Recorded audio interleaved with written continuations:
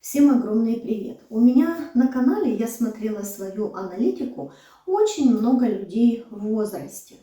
Конечно же, много комментариев, которые пишут, а вот что делать в пожилом возрасте тогда-то, что делать в пожилом возрасте тогда-то.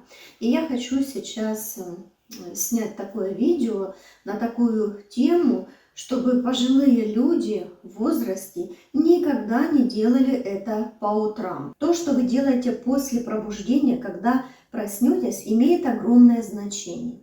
И если вы хотите, чтобы ваше тело работало и было здоровым, то, конечно же, нужно задуматься и не делать эти пункты, о которых я сейчас вам расскажу. Первое – это когда вы утром проснетесь, никогда резко не вскакивайте с постели. Давление может быть нестабильным в этот момент, потому что кровь ночью у нас сгущается. И когда вы резко поднимаетесь, может закружиться голова, может давление упасть, у кого-то может наоборот подняться. И не дай бог вы упадете и не дай бог что-то сломаете. Поэтому резких подъемов с постели после сна, конечно же, нужно избегать. Проснулись, улыбнулись, потянулись хорошо. Немножечко вот так вот подвигались в постели ручками, ножками, пальчиками, что-то поделали. И потом аккуратненько переворачиваетесь на бочок и поднимаетесь. Опять-таки, когда вы поднялись, посидите немножко, ну там пусть даже 1 минутку. И только после этого уже вставайте. После того, как посидели и встали с кровати, сходили в туалет, обязательно потом выпейте стаканчик водички. Очень многие люди в пожилом возрасте, и среди моих знакомых такие есть, недооценивают, чтобы утром выпить водичку. А после ночного сна наш организм еще больше нуждается в жидкости. Мы с вами спали, организм все равно наш работает, у нас происходит потоотделение, поэтому с утра нужно выпивать стакан воды. Третий пункт – это после сна нельзя принимать горячий душ, потому что он может резко снизить давление, появляется слабость, головокружение. Вот поэтому горячий душ с утра стоит избегать. У меня был такой вопрос. Женщина писала, что она очень любит утром проснуться, принять прям горячий душ. Она говорит, у меня потом в душе стоит прям пар. Ну, этого делать в пожилом возрасте нельзя. Этой женщине на минуточку 76 лет.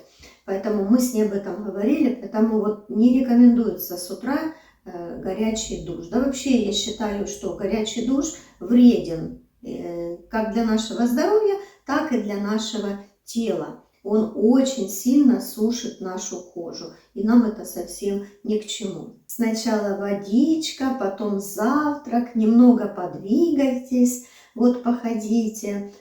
Кто живет в квартире, можете по квартире ходить, кто живет в своем частном доме, можете по двору походить. Вот. И только потом идите в душ. Но я опять-таки рекомендую не горячий душ, а тепленький. Четвертое.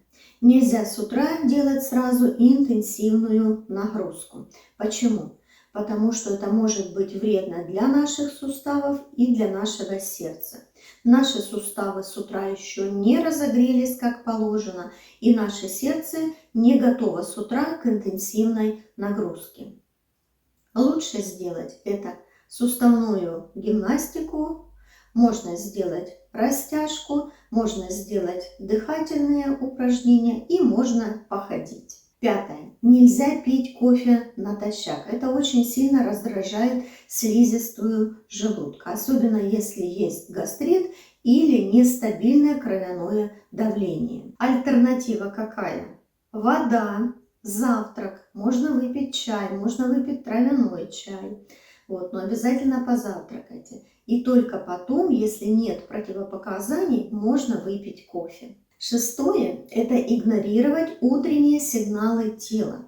Часто пожилые люди терпят позывы в туалет.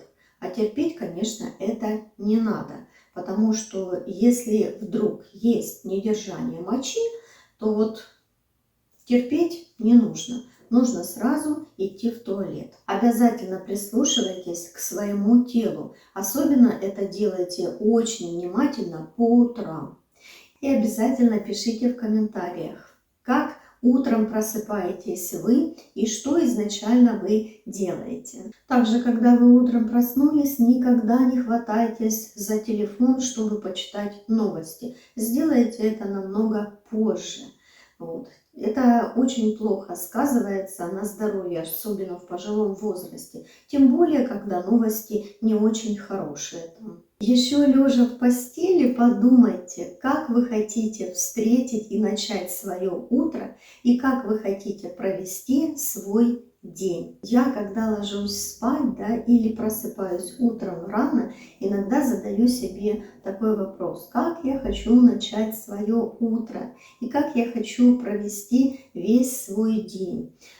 Друзья, я иногда планирую, не иногда, но, наверное, все-таки планирую. Понятное дело, что это жизнь, она корректирует свои условия, и иногда, в основном это очень часто идет у меня все не по плану, но я все равно стараюсь как-то свой день распланировать, что бы я делала, как бы я хотела начать свое утро и провести свой день. Попробуйте это все планировать. Это доставляет и огромное удовольствие, и настроение поднимается, когда идет все по плану. Возможно, вы хотите запланировать какую-то зарядку, какой-то поход, каким-то хобби позаниматься, какие-то упражнения поделать. Все это расписать, сделать для себя такой распорядок дня. Это очень интересно, это такая мотивация хорошая и хороший стимул.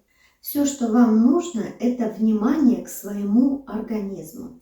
Также не забывайте и про питание. Оно, конечно же, должно быть полезным и сбалансированным. Начинайте свой день с простой и полезной пищи, и у вас улучшится и здоровье, и, конечно же, настроение. Каждое ваше утро – это ваш настрой на волну благополучия. Истинная забота о себе состоит в мелочах.